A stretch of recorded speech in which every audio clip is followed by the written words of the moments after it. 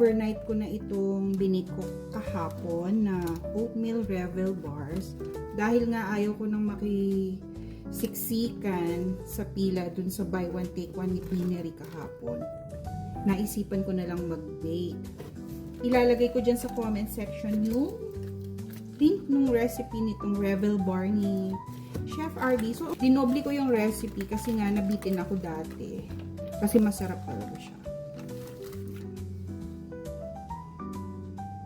Okay na to?